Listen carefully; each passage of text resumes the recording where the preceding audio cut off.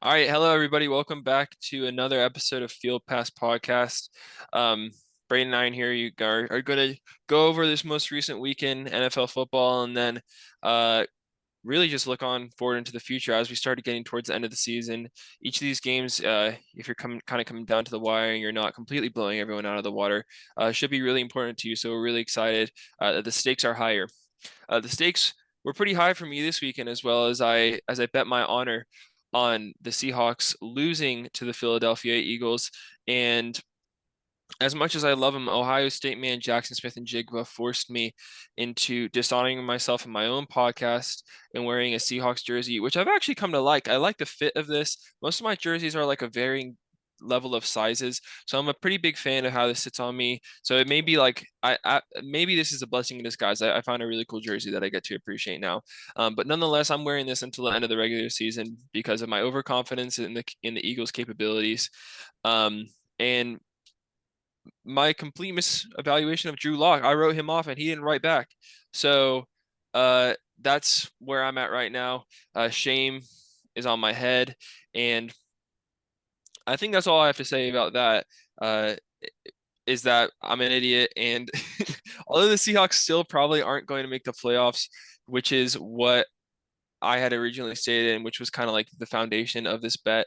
Um, I was too overconfident in the Birds' capabilities, the Birds being the Eagles. So with that, let's move on to our first highlight of the week, in that being Brandon Staley, the chief terrorist of the NFL, was fired by the Chargers finally, uh, in a disastrous showing. Fortunately, this is one of the games that Brandon and I didn't cover because of like the scheduling issues that we talked about last week. But we didn't have a take on the Raiders Chargers games, and I'm really glad that we didn't because that was a blowout. The Raiders went previously in the week prior scoring 0 points against the Minnesota Vikings to then scoring, what was it, 63 points against the Yeah, Chargers? his final score is, I think, 63-21. And the Yeah. crazy thing is me and Zach were recording, like we were recording during that game, and then like we were like, wait a minute, it's how much to nothing? Like Yeah. we really couldn't believe it. And I mean, it forced Braylon Staley out. Me and you have talked week after week after week after how he should have been fired years ago, not weeks, years. But it finally Yeah. happened, and the Chargers. I mean, there's been rumors about Jim Harbaugh. We'll see about that, but I mean, they have a little bit of light at the end of their tunnel now. I think that the conversation about the coaching job is going to be a really intriguing and interesting one as we get um, kind of around the midway through the offseason. And I think that with some of the news coming out of New England, Belichick has been a candidate that has been propped up. Uh, Naturally, with the history that he has, he wants to go for rings. He wants to go for that success. And Justin Herbert would be a great candidate for him that he can impart some of his wisdom on. And I don't know how that affects the legacy of Justin Herbert, but as a Justin Herbert lover and what I would call a Justin Herbert truther, I think that we're so far we're in blue skies. That it couldn't get much worse than where we were currently at. So any improvement is something to be proud of. So very happy that they're out of that, or Brandon Staley is out of that spot. Um, Obviously, you don't want to call for someone to be fired, but he just was not a good fit for that team by any stretch of the imagination. They were concerns about him potentially being underqualified. I don't want to speak on that, but it just didn't work out. That's like the owner of the Chargers stated. Their fans deserve better, which resulted in Staley and the GM getting fired. So really excited to see what the Chargers look like in the next upcoming seasons. Obviously, they're probably going to have to go through a rebuild with the way that they're way over the salary cap and they got some uh, aging players that they're probably paying way too much money for. So it would be really interesting to see if coaching affects that and how they put this team back together. You have anything else to say on that, Braden? Yeah, I mean, it's just gonna be interesting the moves that go on because I mean, they Eckler hasn't been playing the greatest. They got Yeah. a lot of people injured right now. It's just this team's a mess and they need a leader, and it's to a respectable one at least. So they need to find out what's going on there. And once they get that, I think they'll be able to be in playoff position again. Maybe next year, maybe the year after that. We'll see. And moving on to a game that I got right. last week. The Bills kill the Cowboys. And the one thing I want to say is I said last week the only way this game's a blowout is the Bills do it. And that's exactly what they did. And the thing is, Josh Allen didn't need to do anything. I don't even think I think what was it 92 15 passes. 92 passing yards, like nothing. It was just the James Cook masterclass over there. And I mean, the Bills are looking scary. They've have they've beat the Chiefs and they've beat the Cowboys back-to-back weeks. They're looking really scary. And I'm bought in on Buffalo. I think they find a way to sneak in these playoffs. I mean, these next couple weeks are crazy, but I mean, they play the Chargers this week, who we just mentioned, who are falling apart, and they don't have a head coach right now. So I mean, they should be sitting at 9-6 after this, and then week 17 is theirs, or their last game's theirs. But this game is very interesting. Or this team is very interesting because they've been so up and down.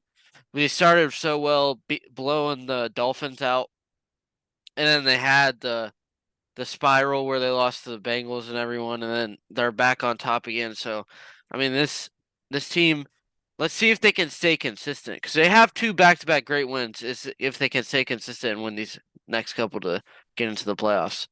Yeah. It's really hard to see this coming as an AFC as an AFC fan. The Bills in recent years have been a juggernaut. I mean, obviously you had that AFC divisional game against the Chiefs that was probably one of the better football games of all time, and especially when you consider like the impact and then just the quality of play. It's scary. You don't want your team to be involved in that, and the fact that they were able to put up so many points on the Cowboys, which I guess previously, and I'm not really ready to like. It's important that we don't overreact. Like it's true that they put up 31 points on this defense by just running it down their throat. I mean, James Cook ran it 25 times for 179 yards, and Josh Allen only completed 7 passes for 94 yards. It's important not to overreact and say that like the Cowboys defense isn't lauded up to what it's kind of given, or it's not held up to the credit it's been given. But like I definitely don't want to see the Bills going on further. I just don't know how the Cowboys crap the bed this bad. Like it was a genuine behind beating uh with the way that they were able to let James Cook run on them. And I don't know, there's not really a way to explain this other than just a lack of plays made by your most important players, potentially some injuries playing into this, but it's like this isn't the way that I saw it happening at all. We've seen and I still don't necessarily understand the thought behind Buffalo being the ones who would be able to blow this out. I thought Dallas would be more of a candidate for that with the way that Buffalo is still struggling with some key injuries on defense, and the connection between Dak and CeeDee Lamb have been almost automatic throughout the majority of these games where they've really been rolling. So I thought that the Cowboys were more of a blowout candidate uh, than that of the Bills, and that just didn't happen at all. So enough of that. Really, one of the main impacts of this game is I think Dak's MVP candidacy is in the dirt. Like I don't know if you can give him that title anymore with this bad of a loss, especially when you have people who are sort of on the rise, uh, like Lamar Jackson and like Brock Purdy, who is already kind of up there and been being given his flowers. So it's my narrative that I've been pushing is kind of kaput, at least as it Yeah, relates I to the postseason rewards. and Brock Purdy's been balling too. I mean, Yeah, four that's crazy. touchdowns. Mr. Yeah, Irrelevant is the MVP favorite right now. That is yeah, crazy. But I mean, the Cowboys still have a lot ahead of them, so they can't let this one loss define yeah. them.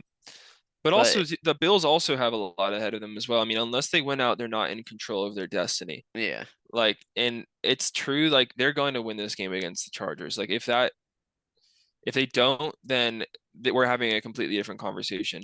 Uh, I mean, I guess you can see it getting tricky with the Patriots. Like it's a it's a divisional game, so it's of course you're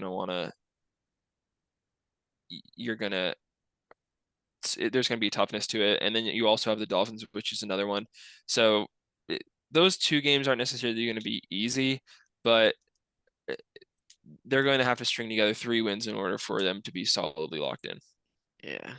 They could, this team, the way if they keep playing like this, they can easily do that. So, I hope they don't. I'm scared of them. yeah. I don't I don't want to see them. They're a team to watch. I mean, the NS both honestly both playoff races we've said they've been good all year and they've stayed that way. Team there's not I can't really say other than like the 49ers maybe there's not really like a top team if like there's not like a team that's set themselves above everyone. Everyone's like had their low points and had their very high points through this year. It's just I don't know if I would want to see anyone in the AFC other than Buffalo, as crazy that is to say. Like I Denver has sort of came back to earth a little bit with that loss against the Lions. And I mean that win against the Chargers was great, but you saw what happened as a result of that the week after.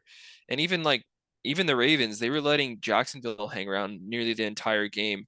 And they had mismanagement upon mismanagement, fumbles in the red zone. And it's just like the Ravens, if they were really at the caliber that really we were kind of expecting them to be, they would be able to put up those points and punish them for those mistakes.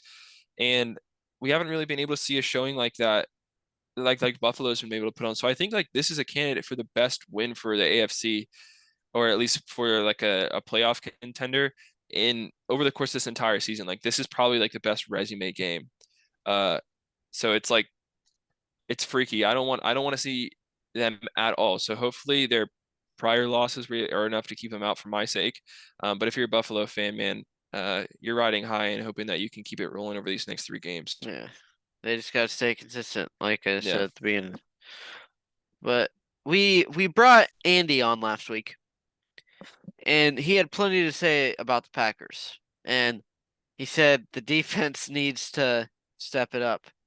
And he's been calling for the DC, the names out of my head, but for them to get fired, for him to get fired, sorry. And then Baker goes out and plays perfect in Lambeau and gets a 14-point dub.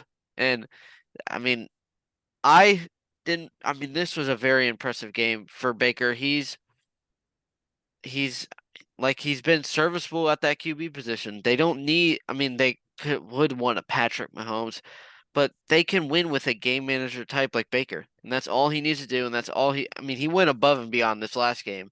Had a perfect passer rating. So that's why is Baker plays perfect and gets the dub. That's all. That's what happened. Yeah, I mean, Joe Barry, I think everyone is calling for his head in Green Bay.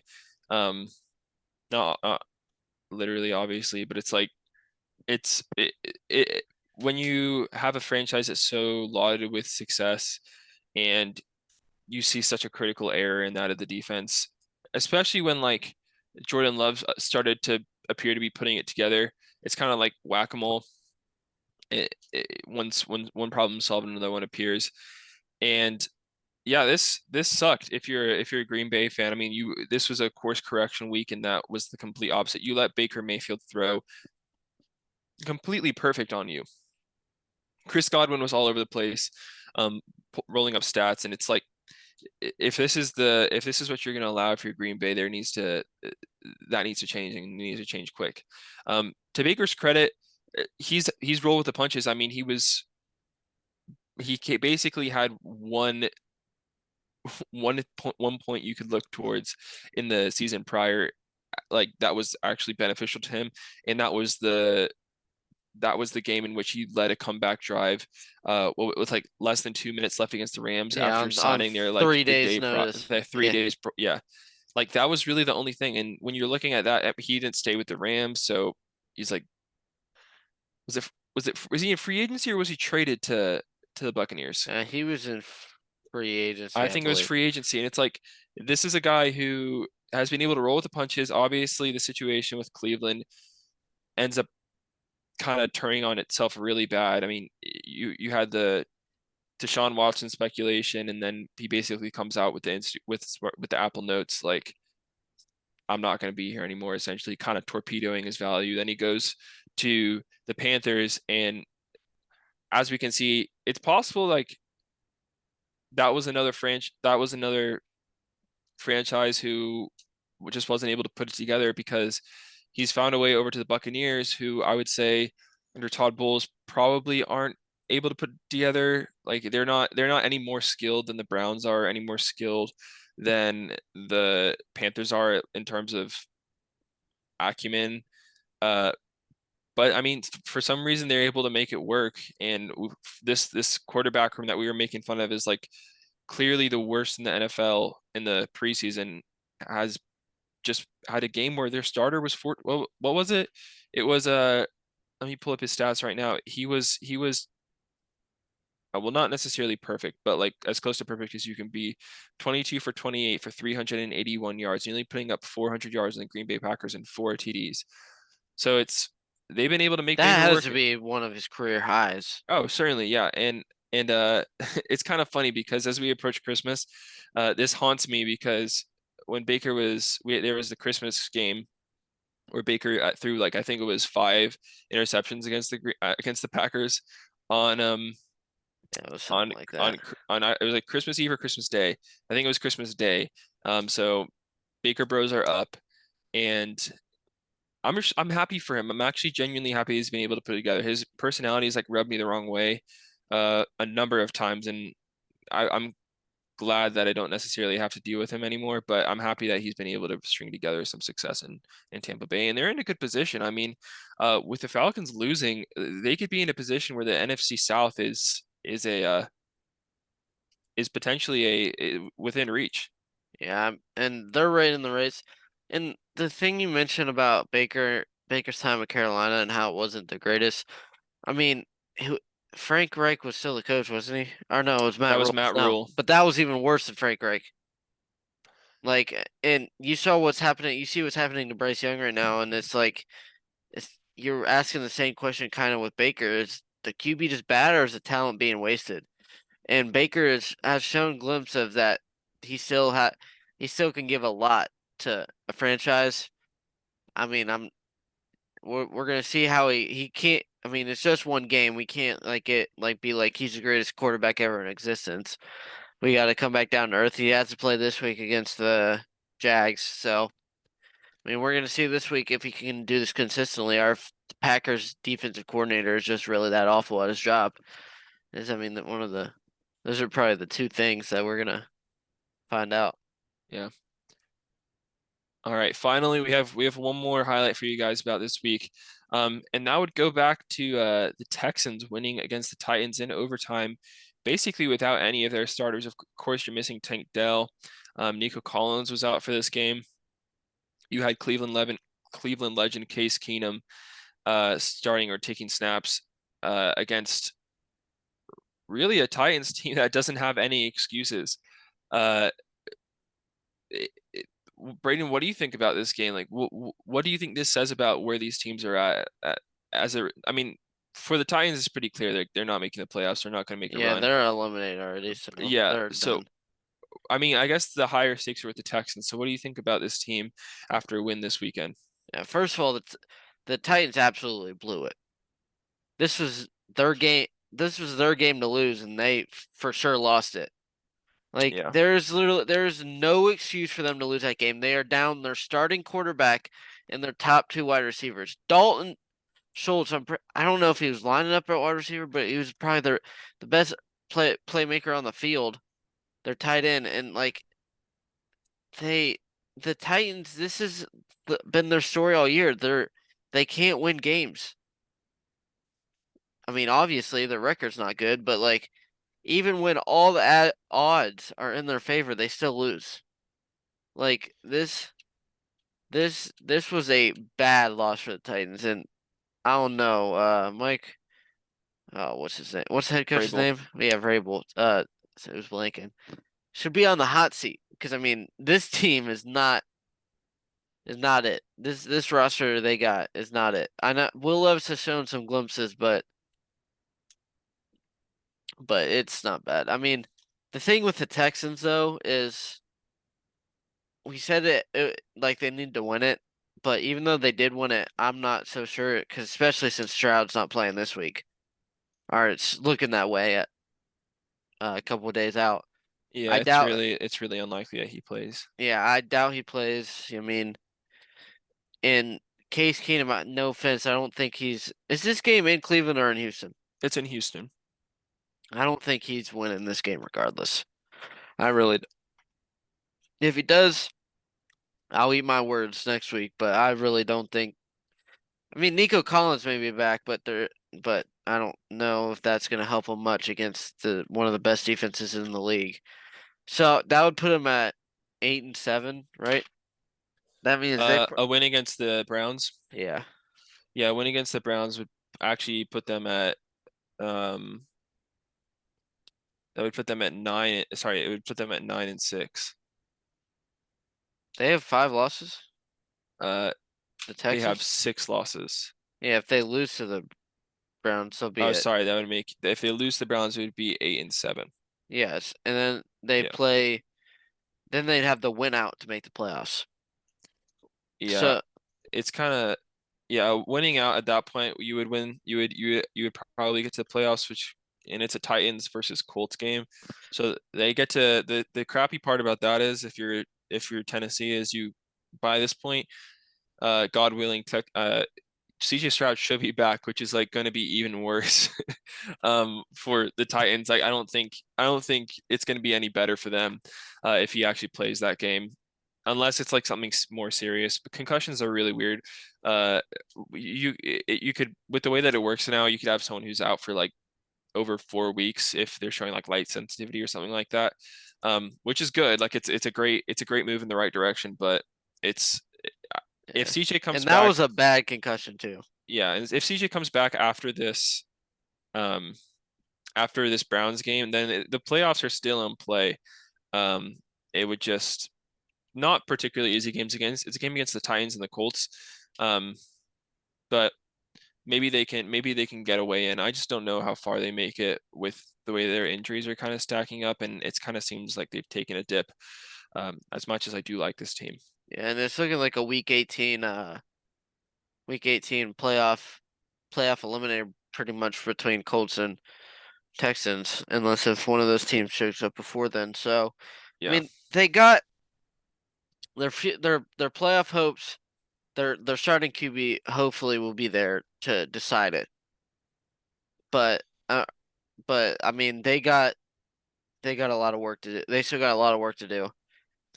Well, in the this kept the playoff hopes alive for the Texans. Like if they lost Yeah, that game, the season's like completely over. So the fact that they were able to string that together is really helpful. And then the cavalry's coming in that of Nico Collins, and then hopefully for their sake, CJ in the week following. So it's not over yet.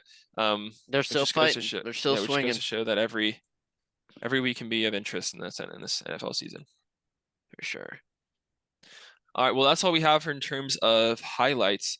If you have anything that you think deserves recognition, leave it in the comments or uh shoot us something over on our socials. But I think right now we'll head over to our picks of the week. Yeah, Thursday night football. I mean, this is like Saints Rams.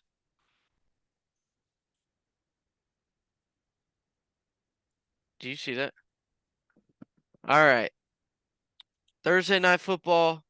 When you hear Saints Rams, it doesn't seem like that exciting. Like you think like just two mediocre teams, but both these teams are 7-7, I believe, and they're both fighting for playoffs. Saints are actually fighting for Your uh, division. their division, yeah, and the Rams are fighting for a wild card because I mean, the 49ers, I'm pretty sure have already won the division. So the Rams have been on a roll, a quiet one. Like they beat you guys, the Browns. They beat the Commanders this last week. They lost to the Ravens in overtime, which that one stung for them. But I think they're playing their best football right now, and I think they beat these Saints teams who we have said all year has been very inconsistent, and you can't really get a tell on them. You really can't. They'll score 80 points one week and then they're pretty much the Raiders, the NFC of the Raiders, are back and forth. So and the Rams have been playing very good football lately. So I think Rams win uh Thursday night, and their playoff push continues. Yeah, it's going to be really interesting for them because if they win this game and then win one of the two, they come further. It looks like they're going to make it. I really like this team. I think we've been talking about it from the jump, how tough they are despite this narrative that they kind of sold their souls down the river for a a Super Bowl victory. And although that's true, and that was kind of like that narrative followed them throughout last year, especially with Stafford kind of showing some regression. Some injuries are popping up and kind of bleeding over into this season as well, where everyone kind of forgot about him. Um, they've been putting it together, and that's a lot of that is to the credit of their draft pick. Puka Nacua has been electric. I think he'll finish like in terms of where he would be uh if CJ Stroud didn't exist. I think he would be offensive rookie of the year. And then you also have Kyron Williams, who's been piecing it together as well. So you have all this young talent on a team who this is the best possible way it could have gone. Is you really cash in for all these like older veterans. You have Aaron Donald on the team now, and it's like well not now. But you have it like you have all these older veterans on the team who were able to get you over the line as it related to the Super Bowl.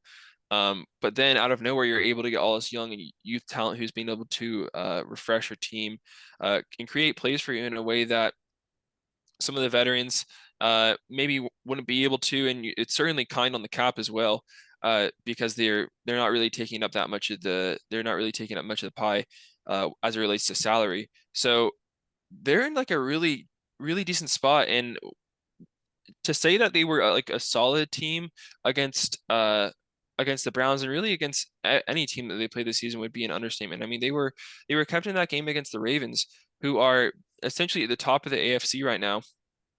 And barring a special teams breakdown, I don't know if the game goes that way. I don't know if the game, uh, well, not barring a special teams breakdown, like if that doesn't happen, if the punt return doesn't occur, then I don't know if that game ends in the way that it did. So we could be having like a different conversation about this Rams team, had that not happened. But regardless if people are talking about them, they're in a great spot for their playoff options. I mean, like I said, they only have to win two of their next three to basically have a spot in, unless uh, the legions of hell come up and conspire against them to get them out. The New York Times playoff picture odds have them at a 90% chance to win if they get a win against the Saints and then the Giants. They have a really tough game against the Niners in Week 18, but you don't But really need to the win that. thing is, sorry, I'm just kind of No, go uh ahead. in week 18, if the 49ers have the one seat locked up, they could be resting people, which could give the Rams an opportunity to win That that is game. true. But even then, if you're kind of well, they're not in a spot where the playoffs would be clinched. So if you don't play your starters in that game, if you're Sean McVay, you don't play your stars in that game, and for some reason you end up losing that, yeah, he's going to be in a lot of trouble. Um, so you're right that Niners game could. I mean, realistically, they're probably not going to be playing their starters. So that's also a very competitive game. So I'm a big fan of this Rams team. I think they're going to win this against the Saints, who have been inconsistent at best. Um, and I don't want to see them in the playoffs either. They bullied us in a way that a lot of other teams haven't been able to. Yeah. Um, I mean, this Rams team, 'cause what did they start 3-6? Let's see. I mean, It I was know something like that. they've been piecing it together recently. Because they If had Stafford out for a couple weeks, and that really hurt them. But Yeah, they lost three straight at the start of the season to the Seahawks, Niners, and Bengals. They actually and then they beat the Colts, lost to the Eagles. It's 1-4. Um, yeah, their wins kind of came out of nowhere. It's been pretty recent. They've kind of been on a streak. Hadn't it been for that Baltimore game. They got to win against the Seahawks, Cardinals, Browns, and then the loss to the Ravens, and then this most win against the Commanders, uh, which did end up being kind of close there in the end, thanks to Jacoby Brissett.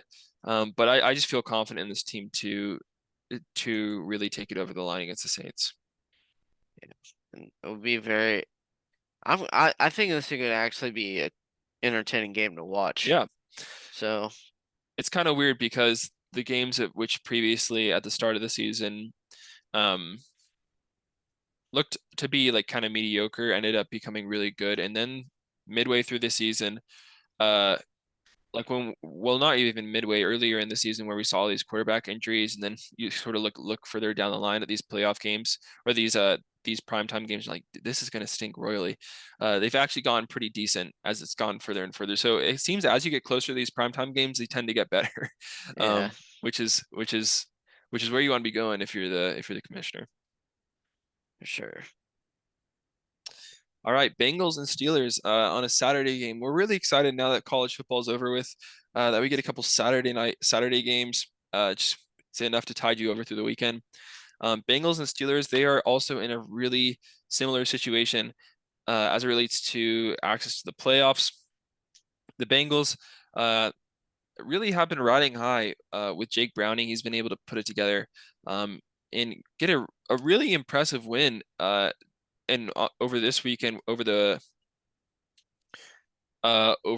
Vikings, which that game should have you on your seat for the entire game.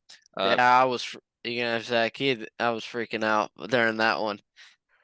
yeah, man, Nick, that I was irritated with Kevin O'Connell's decision to put that game entirely on Nick Mullins and make him, what was it, like run two QB sneaks, Yeah, something like that. behind the smallest player on the team. Stupid. Anyway, we're living in the future now. Um, Cincinnati at Pittsburgh. This is an interesting situation because, uh, like I said, they're kind of in the same spot, and Cincinnati is going to be missing Jamar Chase, on what was it, like an MCL injury or something like AC joint sprain in the shoulder. AC joint sprain, so it's something completely different. Um, yeah, I think this is actually despite it being at home, the Steelers, I guess, have the advantage in that regard. You're going up against a backup quarterback, and you still have TJ Watt. He's a factor that you always have to take account of if you're drawing up schemes or if you're when you're getting ready for this next week. Um, he can basically decide at will if he wants to have a big game. Um, Unfortunately for the Steelers, I don't see it happening. Um, Part of that comes down to the Bengals and the Steelers being in the same division and generally getting swept by the same team in your division isn't as common. With a lot of AFC North teams find a way to make it happen and get a win when it wouldn't really look like you would. Um, and also, I just think that Jake Browning has also been able to. He's leagues above where Mitch Trubisky is at this point. Well, Uh, and yeah. Mason Rudolph starting on Mr. Trubisky. Oh, Mason Rudolph is starting? Yeah, that was announced on like Monday that Mason Oh, Rudolph is I didn't starting. know, I didn't know that. I didn't see that. Yikes. Okay, well, I guess he did get benched. Mitch Trubisky did get benched. That doesn't change really anything for me. I still believe that the Bengals should be able to put them home. Despite having like a really lackluster defense, kind of at the end of the year, coming on. I don't think that the Steelers are going to be able to move it on them unless they become really competent and they used Warren in a way that is super dominant. He's been able to piece together some really big runs, which seemingly Steelers fans only give him credit for are the big runs. Um, I think he's a more versatile player than that. But I still just don't believe in the Steelers offense to put it together. I think that despite lacking Jamar Chase, I think Jake Browning is going to be able to make things work. Zach Taylor, to his credit, has drawn up a really good scheme for him in Joe Burrow's absence, and it looks like he's learned a lot from him. And I just feel confident in this Bengals team. And there's a culture aspect of this as well. The Steelers seem to be imploding. People were asking George Pickens questions about why he didn't go for the it was a block on an interception, and he referenced like a Tank Dell injury and said he didn't want to get injured. That is a valid concern, but it's like at the point you're a team and you have to use every facility that you have to ensure that you win that game. And if he's not bought in, then I think it just points to a culture problem, and I don't like where this team is as a whole in their ability to work together to get a win on this in not a primetime game, but a really important game Yeah. as it relates to playoff seeding. Yeah, the Steelers are imploding from the inside out. Like they're like starting with the players. Like they are not. It looks that none of them are on the same page whatsoever. It looks like they're not thinking about the team. They're thinking about themselves. Almost every one of them. But I mean, I, the thing about this game is Mason Rudolph is starting for the Steelers. Probably not much different from Mitch Trubisky. Maybe he could be a little bit better, a little bit worse, but nothing drastic.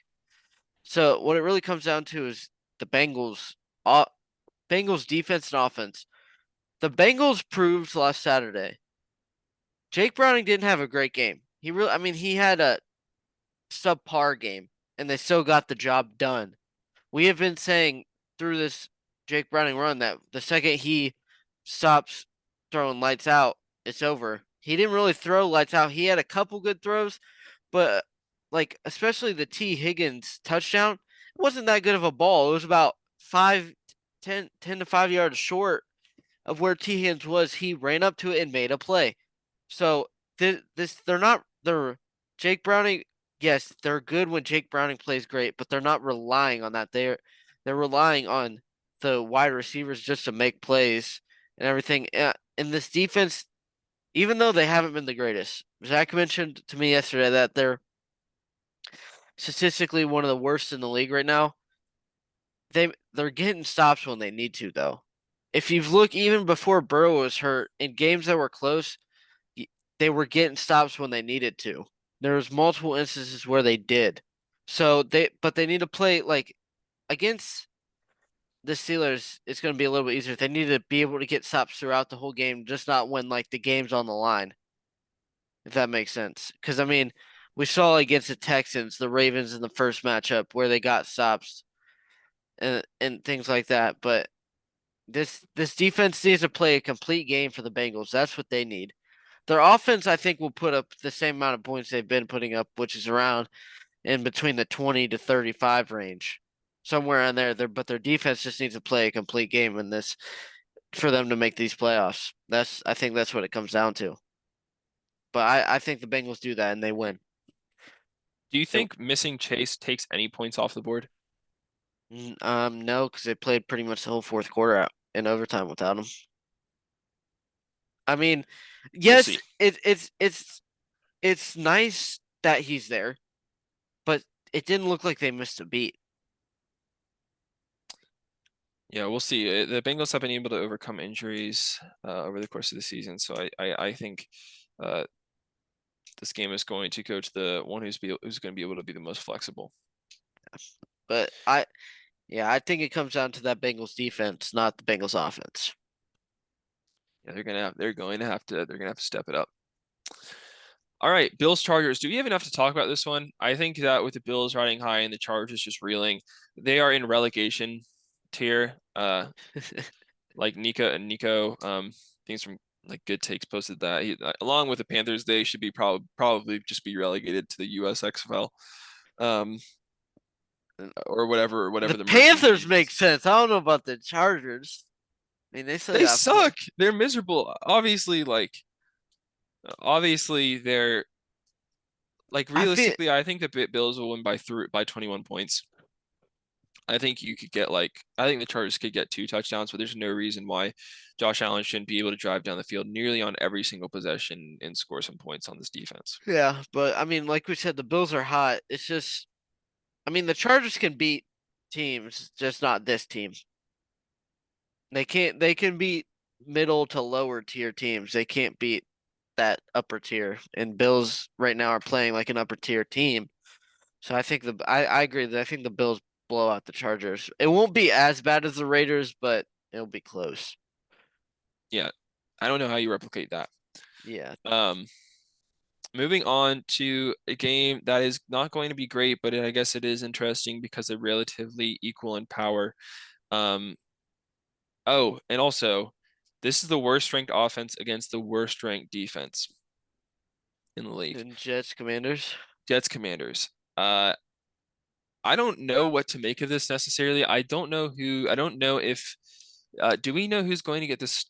I mean, I'm sure we should know by now. Let me look up who's going to get the start. For the Commanders, For the Commanders. it's looking like Sam Howell, which I disagree with. Because Jacoby Brissett came in and drove them down to 2 touchdown drives and made that a 1 possession game against the Rams. But from everything that I've seen, it's looking like it's going to be Sam Howell, which makes me believe that if Sam Howell, I think he's thrown the most interceptions in the league this year, and you can't turn the ball. The one thing you can do against the Jets, even though they don't have a good offense, is turn the ball over against this Jets defense. And so that makes me think someone has to win this game. So I think the Jets will. And I mean, it's come out the past 24 hours that Aaron Rodgers probably isn't coming back. So they're riding with Zach Wilson the rest of this He year. was never coming back, which is the thing it's just what he does. He likes to get people on the hook. But um yeah, I agree. I think that a rec team could probably get 400 passing yards on this Washington Commanders DB room. I'm joking, obviously, but I think that that's the biggest weakness when you look at the two teams. Obviously, there's a plethora of weaknesses here. They both, I mean, the Jets are 5-9, and the Commanders have double digits losses at 10, and it really doesn't look like they're going to make their surge towards mediocrity. They're going to be at home for the Jets. Uh, Zach Wilson, who knows where he's at? I think he has a concussion, so it's likely that he won't even be playing. Um, but I think really, I genuinely believe in any of the quarterbacks that the Jets have on the roster. I think Tim Boyle isn't there anymore. I think he got picked up by Houston. Yeah, he So got released. Tim yeah, Boyle got so released. he got released after that controversy with Zach Wilson saying he didn't necessarily want to play even if they brought him back. So I I think that the Jets are the reason why I brought up the biggest weakness or like the most impactful weakness is I think that the Commanders have it, and that is their DB room. And when you have receivers like Garrett Wilson, uh, playing for you and able to move down the field, and then you also have like Tyler Conklin isn't even that bad of a weapon as well.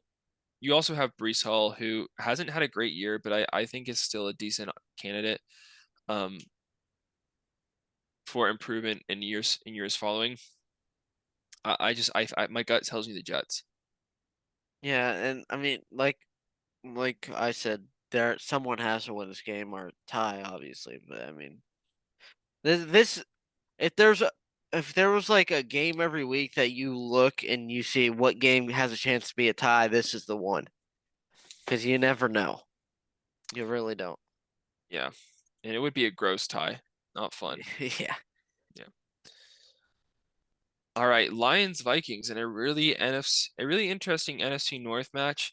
Um, the Lions are coming off a pretty awesome win against the um the the Broncos, uh, which you predicted, Brandon, to your credit, which was a good get right option for them. They had been falling recently, starting with that Green Bay loss. So I'm happy for the Lions. I'm happy that they were able to get it together, and I think that I think it's going to continue against this Vikings team. Granted, Nick Mullins didn't have that bad of a game against the Bengals. He actually had a decent game. I think he's in a Except for position the lap interception. that was not He did great. throw a couple picks, but other than that, I do agree with that. I believe in the Lions. I think that the real hindrance here is whether or not this Minnesota defense is going to be able to get to Goff, because the Minnesota defense plays in a way that almost no one else does. I think they blitz on over 50% of their plays, and I don't think there's a team that's over 40. So Brian Flores has a really unique way of structuring this defense with some of the losses that they had over the offseason. And it's worked with a varying degree of success. So we'll see if they're able to get Goff shaken up. We saw that happen in the Green Bay game, and I think he had like three fumbles in that game. So it's possible that ball security could be an issue in this game. Uh, but despite that, I think that the Lions are they feel like they need to string together a couple wins, and they want to. They had a pretty commanding lead on this division, and I don't see the Vikings ever clearing that gap. But this would certainly put it away. And that's why I'm picking the Lions. Yeah, I agree. I mean, the Lions could clinch. I believe they clinched NFC North if they win this game, Yeah, so they'll be motivated. It's not like they're gonna sleepwalk through this game. They're gonna be motivated to play this one because I mean, a playoff berth is on the line, and they don't get those in Detroit in any sport, not just football, as you can see with their other teams. But yeah, I mean, I think they're just better than the Vikings. The only thing the Vikings have on them is wide receivers, but again, then they don't. They Nick Mullins is their quarterback, and he did look good at times, but he made a couple mistakes. That second Jordan Addison touchdown should not have been a touchdown. That was like he just threw it up and it kind of just landed in Jordan Addison's hands. Like Bengals player, like I don't know what they were doing on that one, but if he makes those mistakes against the Lions, I don't know. But yeah, for the Vikings to win this game, I feel like Nick Mullins has to play perfect, and I don't think he will. So give me Lions, and they clinch a playoff berth and win the division for the first time in who knows how long. it's It's been a while. yeah. I I don't I wish know. I I wish the don't know the same could be last time. said for this team that we're about to talk about. And that is the Cleveland Browns against the Texans, which when you looked at the start of the season was supposed to be really, really fun. You have Deshaun coming back. Obviously, the win against them last season, with him, that was his starting game. Super, super, super, super ugly. Um, barring, I think it was a DPJ punt return. I think that would have been a Texans win. Um, now it's still fun because you have two teams who are fighting to be in the playoffs, and you got Joe Flacco, who is, I think, up there for comeback player of the year. If you take the Damar Hamlin situation out, I mean, it's incredibly commendable that he is playing. Um, like if you were to take Damar Hamlin out of the situation, I think he would be I think he would be the comeback player of the year winner. So Damar Hamlin, I would say, is probably going to get the reward. Um, but I think Joe Flacco he should probably be second in voting. Um, with that being said, I think that this is still going to be a really entertaining game. Despite CJ Stroud not starting, I still think that they're going to be able to somewhat move it down the field with Nico Collins, but I don't think that they're going to be able to replicate it enough. They also have the Texans also have a really competent pass rushing and edge rushing capabilities. So I don't like that against a really beat up Browns O line, who somehow were able to get it done against Montez Sweat and the Bears in this most recent game, which is a great comeback. Uh, despite all these limitations and despite some of the strengths that the Texans have on defense, I think that the Browns will win this game. Um, the defense is playing too good right now to let them put up as many points as I think. Sorry, the defense is playing too good to for the Texans to really get up there in terms of points.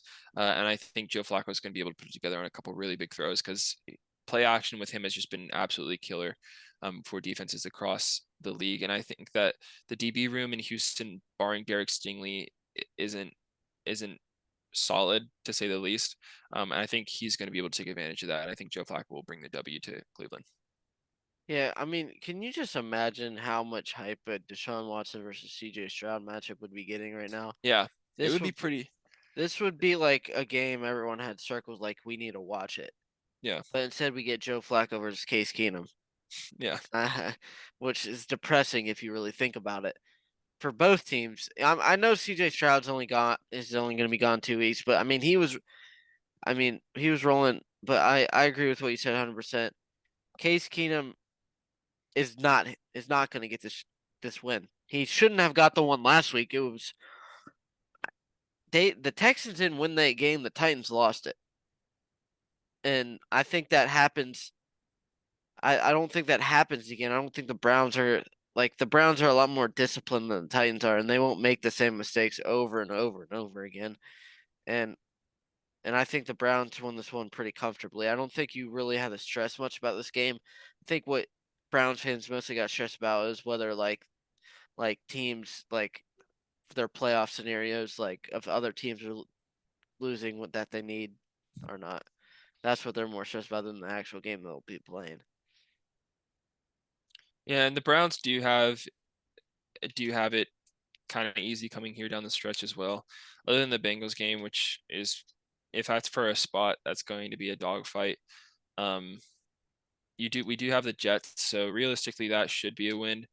Uh, barring a miracle happening and Aaron Rodgers regaining his Achilles and then some and coming back for that game. But I think that this would be a really great win for the Browns, and I think that would put them in a pretty confident spot going into the playoffs. Hopefully, we would be able to host a wild card game, and this is essential for that. Yeah. All right, Packers Panthers, in which is I guess more of an exciting game now that the Panthers were able to piece a win together on the Falcons, which was so embarrassing, man, so embarrassing. I saw a breakdown from Theo Ash today about uh just the reason why that game ended up being like it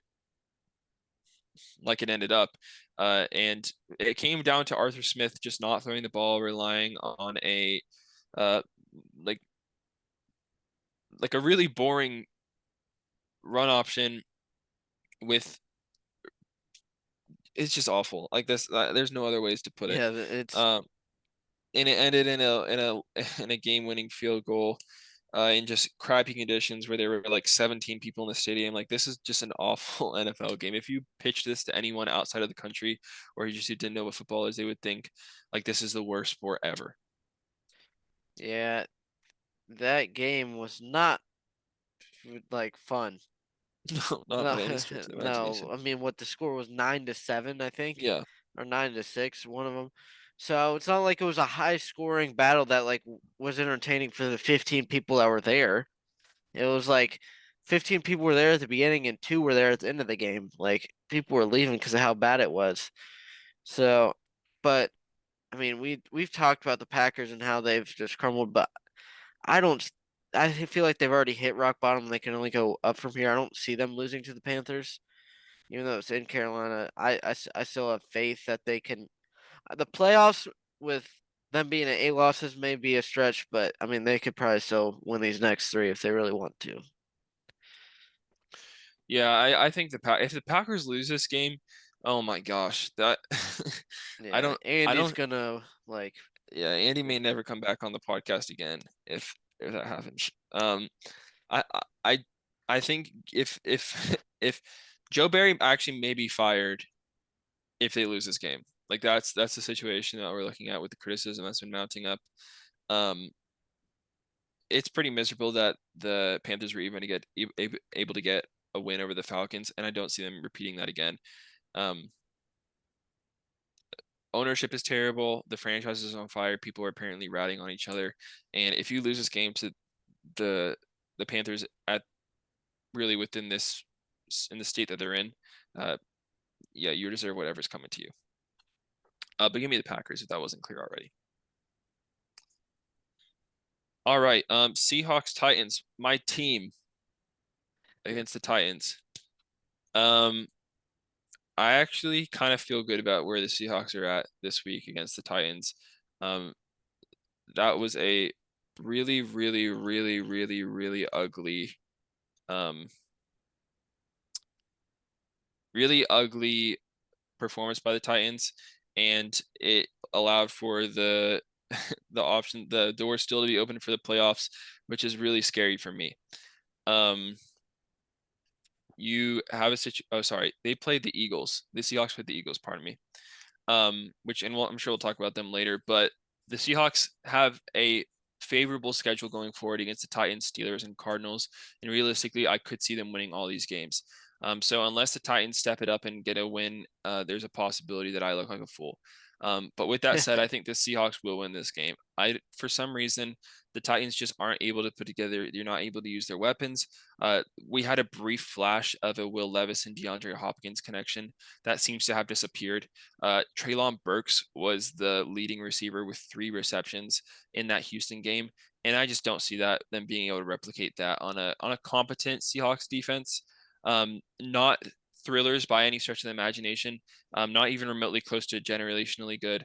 But I think that I think Gino will be back by that point, if I'm understanding. But even if Yeah, he should be back. I yeah, wouldn't but see why even I if wouldn't. Drew Lock plays, I think that you still get the win out of this game. It's which is spooky because then they have a 59% chance of making the playoffs. Uh, so you may not be hearing from me going forward. I may have to formally apologize to the city of Seattle going forward. Yeah, I mean, I talked about the Titans during the highlights. They just don't know how to play a complete game at all. They find ways to lose games that they very easily should win. This is not a game they fairly easily should win. So, knowing my luck, I'm going to pick the Seahawks and they're going to win.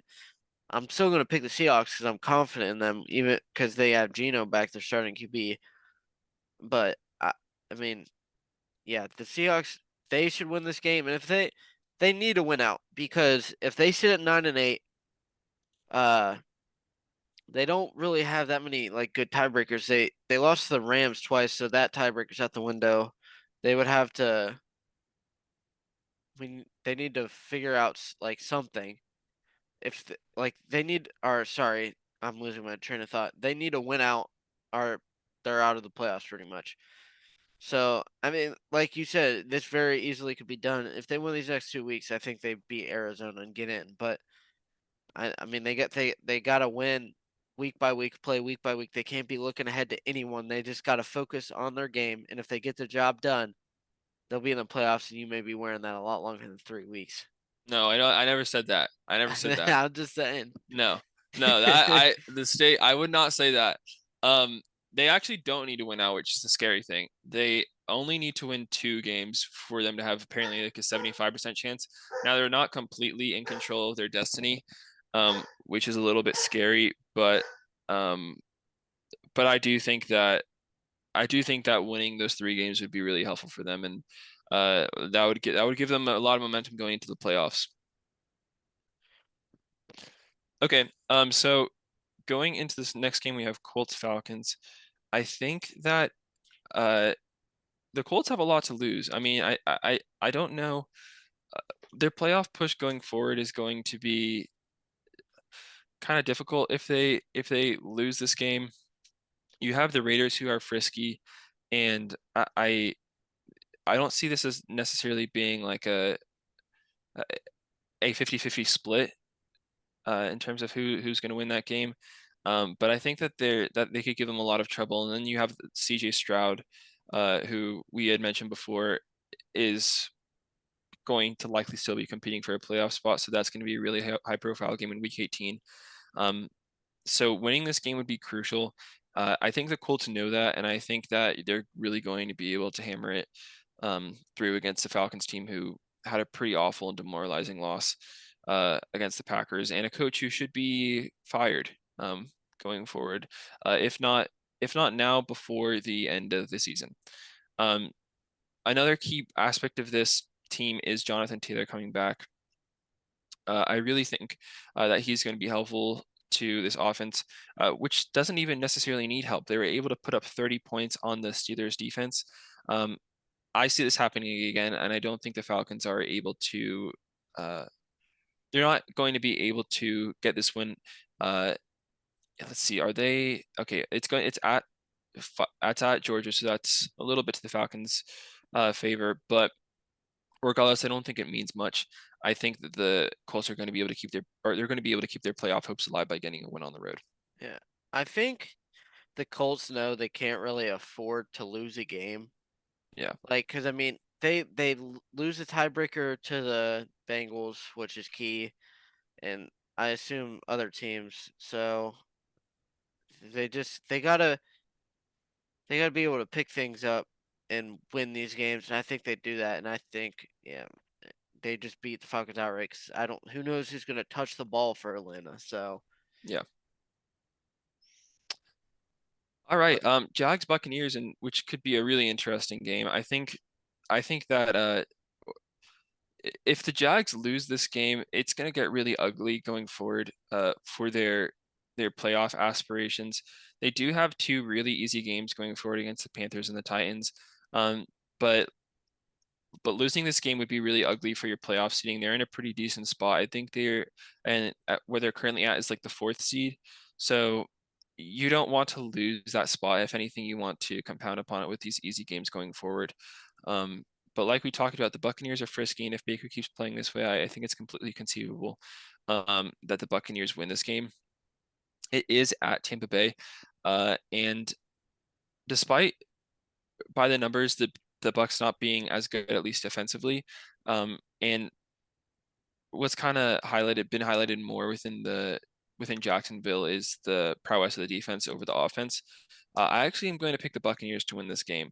I trust Baker. I trust the defense, and I don't trust. It goes down to trust. I don't trust Doug Peterson and really any of the playmakers on offense for Jacksonville to be able to hammer it away in which should be a high-ish scoring game. yeah, I think the Jags are on a 4 game losing streak, 4 game losing streak, and I mean they really haven't looked impressive in any of them. There's not like games you were sitting there as like, man, they really should have won that one. It was just like something down to the wire. They Hmm. just so and the Bucks, I mean, they had a really good showing last week, and I think that they got to do it again, and they will against this Jacksonville team at home. And I think because I mean, they're so well in this race for the NFC South, and that's the only way they make the playoffs. Hmm. So I know this isn't a division opponent, but I think they'll take this game very seriously, and they'll win it by.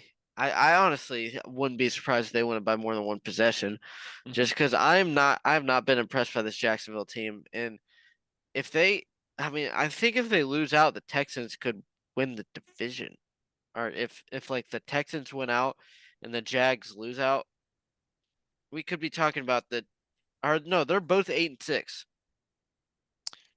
Yeah. So Jacksonville has the nod because of the head to head. Hmm. But one thing we hadn't accounted is the Jags downfall, and they could end up falling below the Texans, and they be out of the playoffs completely.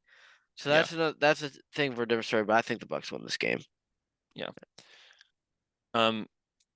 Uh. I want to. Braden, we're running short on time. We don't want to go too far.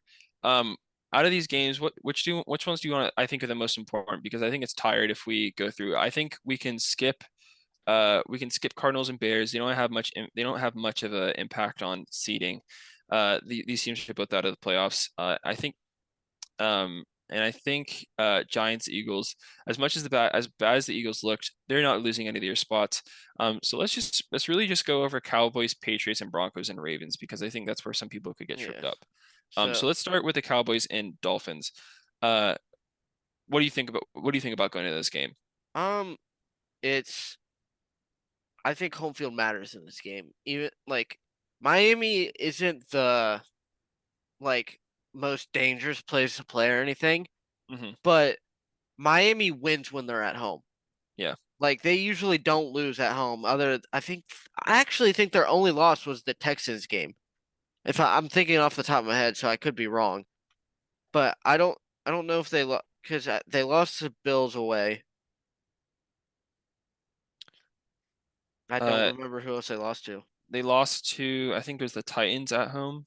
Yeah, that was the only loss at home, which didn't Yeah. feel like a loss at home. But regardless, I think with Tyreek back, this offense is very dynamic, and they play very similar to Buffalo, and we Hmm. just saw what happened. So I just in my brain, I think the same sort of thing happens. Maybe the loss isn't as bad, but maybe the some same sort of dominance and Dolphins win. Yeah, I hear what you're saying, but I think I'm actually going to hammer the Cowboys again this game. I think that with some of the injuries that they have on their offensive line, I think that the Cowboys will be able to take advantage of that, and that wasn't being that even though that wasn't able to materialize in the Buffalo game. To your credit, the Buffalo has been able to utilize speed in a way the Dolphins have a little bit more recently. So I think that the scheme will look a little bit different, or sorry, look a little bit similar. I just trust playmakers like Stephon Gilmore to kind of keep it together. I don't think he's going to be able to like guard Tyreek or anything like that. But maybe Bland can get some turnovers. He can throw it in there. I think that they actually will be able to get some pressure on Tua, and I think that he's going to make some mistakes. I think it will be a close game, and I think that home field advantage will matter. But I think the Cowboys come out of it on a close game. All right, in our adjusted schedule, just because we don't want to talk about this Cardinals game, I think we'll be able We to reminisce on it going backward if they're in the following podcast if it's of any importance. But Patriots Broncos, I can see it kind of getting a little bit testy. Um, there have been troubled waters over in Denver, and especially with Russ playing the way that he's been playing, there's been like some Sean Payton like clips that him shown like yelling at Russ, and that's like not a great culture to be in that can kind of turn sour if you're not winning under Sean Payton.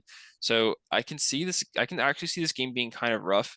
Um, Despite this, I think that the Patriots almost do have an incentive to lose. I think they actually want that pick, and despite it like being a game which on paper could look like something that the Broncos could really get tripped up by, I think the Broncos will win this. And I think that they know. I think they know going forward that this is necessary, and I think that the Patriots also know that it's necessary for their franchise's sake for them to lose this game. So I actually am going to give it to I'm going to give it to the Broncos, despite it being like a game where it could materialize in some weirdness. Yeah, I truly think the Broncos win this game outright. Not necessarily 'cause I think they're even though they got mollywopped by the Lions, they're a playoff caliber team. I think it's fair to say that. Even they've obviously had their ups and downs, but I think at the end of the day, this is a well coached and they're maximizing their talent, I think. Because Hmm. I mean, this isn't a Super Bowl talent roster, Hmm. but I think they're using it well, and I think the Broncos just win this one outright. Yeah. All right, and finally, we have the game of the week. This should be one of the best games Yeah. of the entire season. It's that in the Ravens 49ers. And we'll definitely talk about this next week, just give it more detail and break it down because I think this is going to teach us a lot about both of these top dog teams in either of their divisions. Um, with what I've seen with the Ravens recently and how they weren't able to put away against the Jags, despite Lamar Jackson having, in my opinion, where he's at right now, in reference to the other candidates, I think he's having an MVP caliber season. I think this is where it ends, though. It's at San Francisco. You have a defense that has really been able to put together and really up there in like the top five. I think that the Niners are going to be able to throw on them, and I think Brock Purdy's going to put it together. And I think this is the game that solidifies him as the MVP, which is so weird to say. Yeah. I this is up. It's on Christmas. This is a perfect. The NFL knew what Yes, they were doing. They yes, knew this what is they a were great. doing. They had the foresight in this game. Yeah. Uh, but yeah, it was a great game, and I believe in the 49ers. I believe they're the best team in the league. I believe in Brock Purdy. Everyone's saying he's a system QB. He it is a great system, but I think it's the QB is also great himself. And Debo, Ayuk, McCaffrey, they've all been rolling. I don't see this Ravens defense being able to stop with them. The offense will be able to keep them a little bit too, with a little bit, sorry. But I think the 49ers get this job done. And I think they do it in a convincing manner. And it's like this is the team to beat. I think that's the kind of Yeah. message they give. I agree.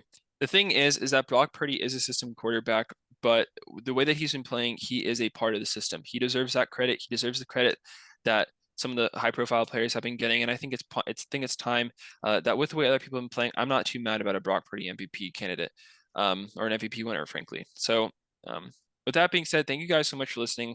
We appreciate your faithfulness over the course of this season. We're really excited to talk about this. We got a bunch of games that we're really excited for, and thanks for listening. Yep. See ya. Peace. See you later.